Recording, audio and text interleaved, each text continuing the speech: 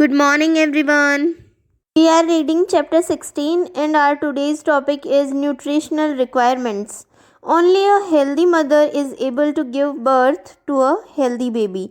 The growth and development of the fetus during pregnancy depends on the physical health and nutritional level of the pregnant woman.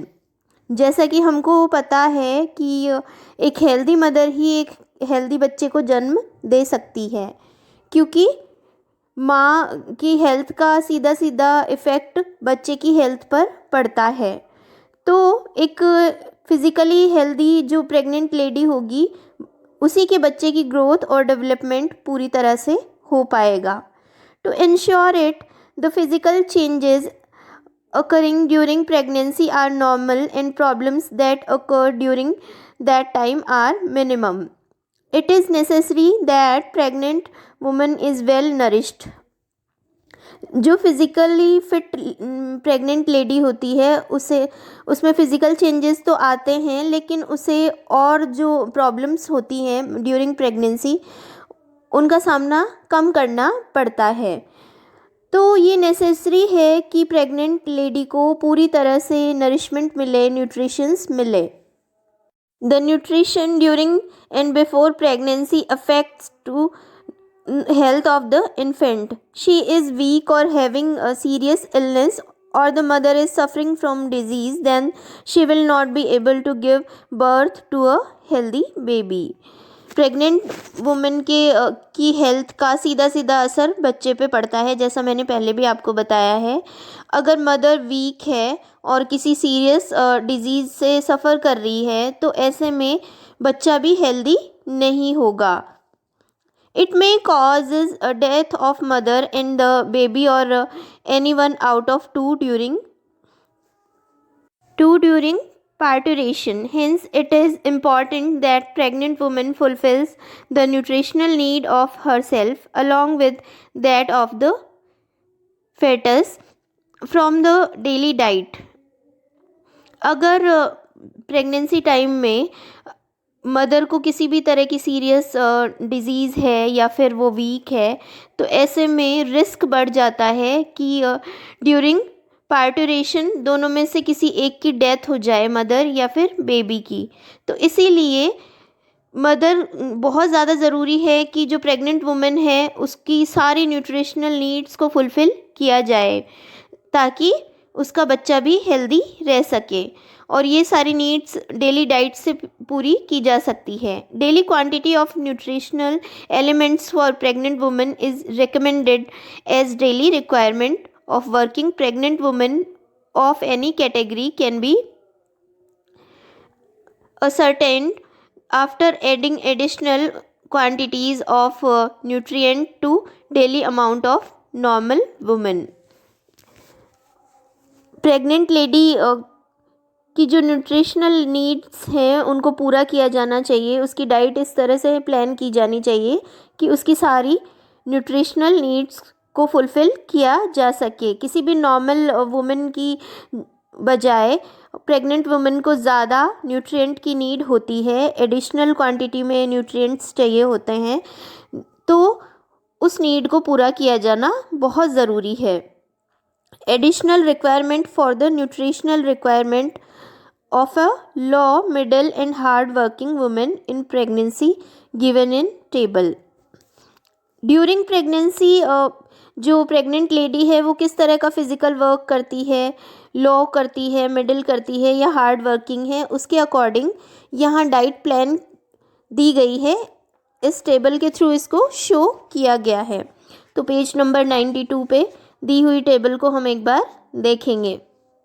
The extra requirement of energy in pregnancy is due to increase in body weight and size. These increases metabolic rate of the lady. Pregnant lady की body में जो changes आते हैं, जैसे wait size increase हो जाता है उसका, तो इस वजह से उसकी मेटाबॉलिक रेट भी बढ़ जाती है। It result in increase demand of recommended extra calories, और इसकी वजह से प्रेग्नेंट लेडी को एक्स्ट्रा कैलोरीज की नीड होती है। ICMR experts suggested extra 350 calories in pregnancy. ICMR के जो एक्सपर्ट हैं वो एक प्रेग्नेंट लेडी के लिए 350 कैलोरीज एक्स्ट्रा recommended करते हैं।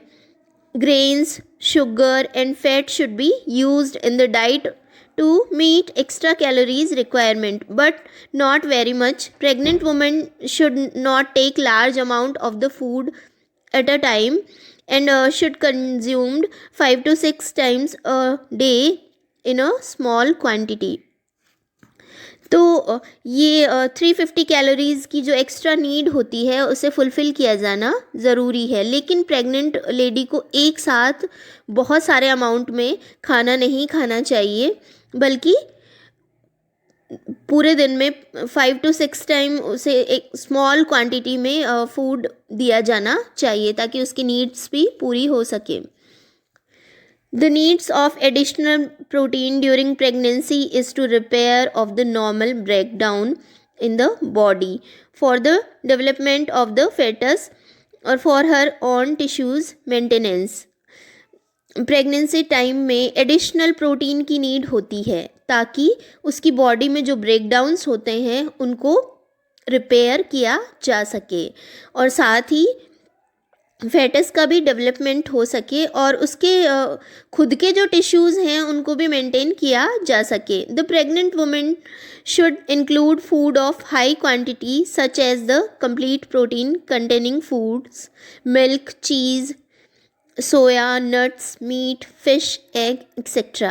प्रेग्नेंट वुमेन को अपने खाने में ऐसी चीज़ों को शामिल किया जाना चाहिए जिनमें कि हाई क्वांटिटी में प्रोटीन हो, जैसे कि कुछ फूड आइटम्स यहाँ दिए हुए हैं। For example milk, cheese, soya, nuts, meat, fish, egg etcetera.